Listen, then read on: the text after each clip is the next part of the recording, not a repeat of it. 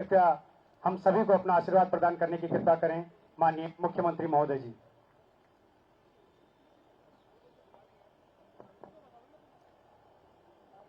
भारत माता की, भारत माता की। श्री गुरु राम राय इंटर कॉलेज सहसपुर के 70 वर्ष पूरे होने पर आयोजित आज इस बहुत ही शानदार कार्यक्रम में मंच पर आसीन हमारे सहसपुर विधानसभा के लोकप्रिय विधायक, लगातार इस क्षेत्र के विकास के लिए समर्पित आदरणीय सहदेव सिंह पुंडीर जी, विद्यालय के प्रधानाचार्य और जिनसे मेरा 2.5 दशक से भी ज्यादा लंबा पुराना संबंध है, आदरणीय doctor Ravindra Kumar Saini ji, chairman Doon international school Dehradun, doctor DS Maan जी, CM पयाल जी, नगर पालिका परिषद की अध्यक्ष हरबटपुर की बहन श्रीमती नीरू देवी जी, और जिन्होंने इसी विद्यालय से पढ़कर आज अनेक ऊंचाइयों को छुआ है, अनेक नए आयाम स्थापित किए हैं, आचार्य जी, डॉक्टर आचार्य आशीष सेमवाल जी और विद्यालय के सभी हमारे अध्यापकगण, शिक्षकगण, आज के इस कार्यक्रम में आए हुए सभी अभिभावकगण, सभी अतिथिगण और जिनके निमित्त आज ये शानदार कार्यक्रम 70 वर्ष स्थापना होने पर आयोजित हो रहा है, ऐसे सभी मेरे प्रिय छात्र एवं छात्राएं, मैं सबसे पहले तो आप सभी को विद्यालय के 70 वर्ष पूरे होने पर आप सबको अपनी ओर से बहुत बधाई देता हूं, बहुत शुभकामनाएं देता हूं। मुझे आज इस प्रांगण में आने पर जो असीम और ऊर्जा और उत्साह से भरे हुए हमारे सभी छात्र छात्राओं के बीच में, बच्चों के बीच में आकर अत्यंत प्रसन्नता का अनुभव हो रहा है। जिस प्रकार से मैं देख रहा था, आज बच्चे बहुत प्रसन्न हैं, उनके अंदर आज एक नई ऊर्जा यहां पर हो रही है। नहीं, वो मुझे देखकर प्रसन्न हो रहे हैं और मैं बच्चों को देखकर प्रसन्न हो रहा हूं। 70 वर्ष पूर्व जब इस विद्यालय की नींव रखी गई थी, तब हमारा देश स्वतंत्रता प्राप्ति के बाद अपने पैरों पर खड़ा होने का प्रयास कर रहा था। उस कालखंड में विशेषकर दूर दराज के क्षेत्रों में शैक्षणिक संस्थान, विद्यालय बनाना, स्कूल खोलना एक बहुत बड़ा चुनौती भरा कार्य था। परंतु ऐसे समय में भी देश के कुछ महान विद्वानों ने, संतों ने और समाज के सेवकों ने न केवल समाज को जागरूक करने का बीड़ा उठाया, बल्कि दूर दराज के क्षेत्रों में शिक्षा संस्थान स्थापित कर शिक्षा की ज्योति जलाने का कार्य भी किया। इसी क्रम में श्री गुरुराम शिक्षा मिशन द्वारा स्थापित ये विद्यालय पिछले 70 वर्षों से समाज के सभी वर्गों के विद्यार्थियों को गुणवत्तापूर्ण शिक्षा प्रदान करने का बहुत ही अनुपम और शानदार कार्य कर रहा है। मैं इस विद्यालय को स्थापित करने वाले, उसमें अतुलनीय योगदान देने वाले पूज्य महंत श्री इंद्रेश चरणदास जी को भी आज के इस अवसर पर मैं श्रद्धापूर्वक नमन करता हूं। साथ ही मैं यहाँ के सभी पूर्व और वर्तमान शिक्षकों को भी नमन करता हूं। अभी डॉक्टर सैनी जी बता रहे थे कि 35 वर्षों से लगातार इस विद्यालय में अपना सेवा कार्य वो कर रहे हैं, शिक्षा का कार्य कर रहे हैं, जिन्होंने अपनी मेहनत और समर्पण से बच्चों को शिक्षित कर उन्हें इस योग्य बनाया कि आज विभिन्न विभिन्न क्षेत्रों में जाकर वो अनेक कीर्तिमान स्थापित कर रहे हैं, अनेक प्रशंसनीय कार्य कर रहे हैं। आज हमारे बीच में इसी विद्यालय के पूर्व छात्र डॉक्टर आचार्य आशीष सेमवाल जी भी मौजूद हैं, जिन्होंने इसी विद्यालय से शिक्षा ग्रहण की और ये आज समाज के विभिन्न आयामों में काम कर रहे हैं। ये आज पुनर्नवा फाउंडेशन, विश्व जन जागृति मिशन, अस्तित्व फाउंडेशन जैसे सामाजिक संगठनों की स्थापना कर पूरे विश्व को योग और जागरूकता का पाठ पढ़ा रहे हैं।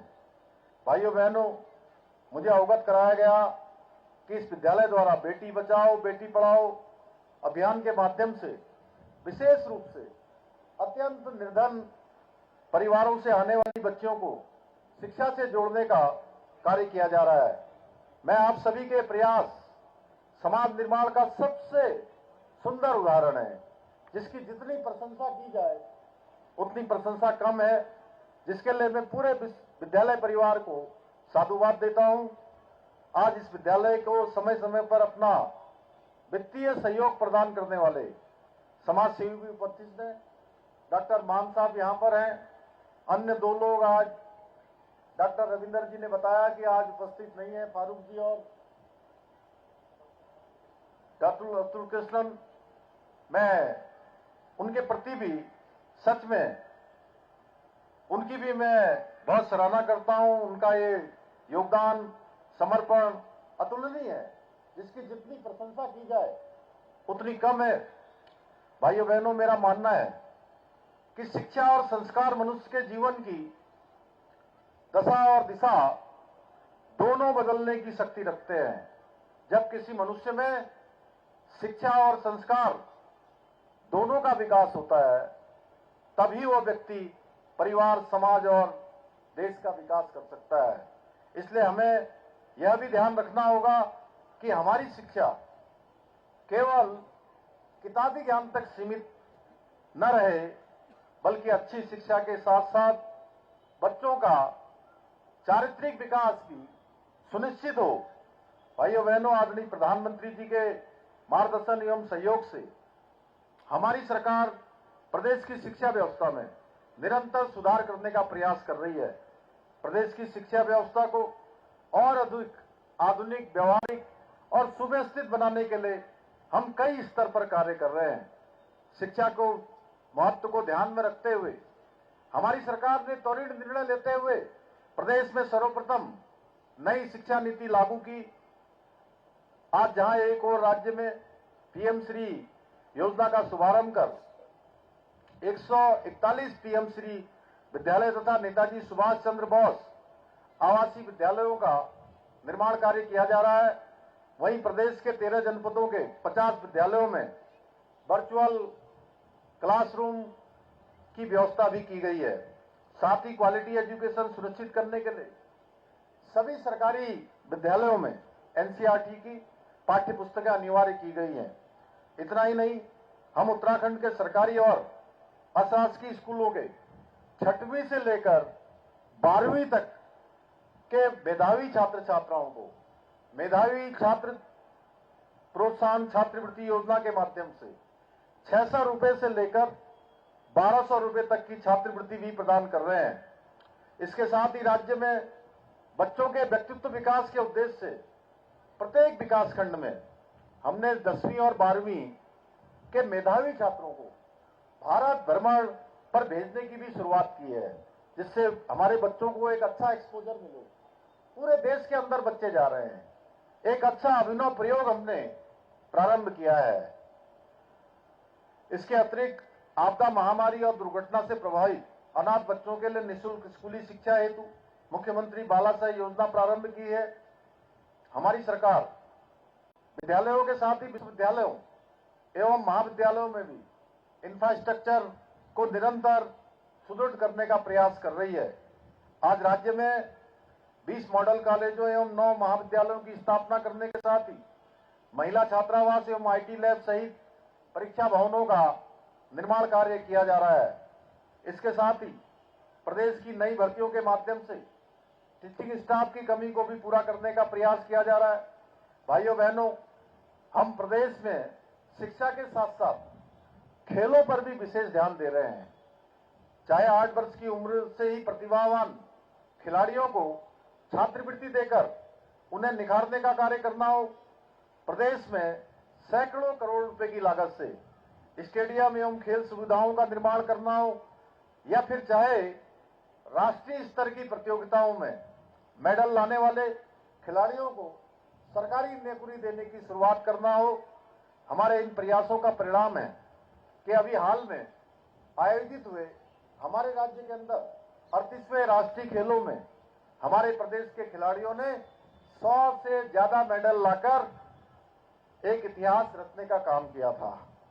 आप सबको पता होगा, इससे पहले जो गोवा में 37वें राष्ट्रीय खेल हुए थे, उसमें हमारा स्थान 25वें स्थान पर पूरे देश में था और इस बार हमारा स्थान 7वें स्थान पर आ गया और 103 मेडल हमारे खिलाड़ियों ने प्राप्त किए हैं। आज यहां पर उपस्थित बहुत सारे बच्चे आगे चलकर सरकारी नौकरी में जाने का सपना देख रहे होंगे और निश्चित रूप से मैं आप सभी बच्चों से कहना चाहूंगा कि आप सभी मेहनती और प्रतिभावान बच्चों के सपने पर कोई नकल माफिया हावी न होने पाए, इसके लिए हमारी सरकार ने देश का, प्रदेश का नहीं देश का सबसे कड़ा नकल विरोधी कानून प्रदेश के अंदर लागू किया है, जो आज अन्य प्रदेशों के लिए भी एक उदाहरण बन गया है। आप सभी को याद होगा कि पहले किस प्रकार से परीक्षाओं में धांधली होती थी, पेपर लीक होते थे, जिससे प्रदेश के युवाओं का मनोबल टूट रहा था।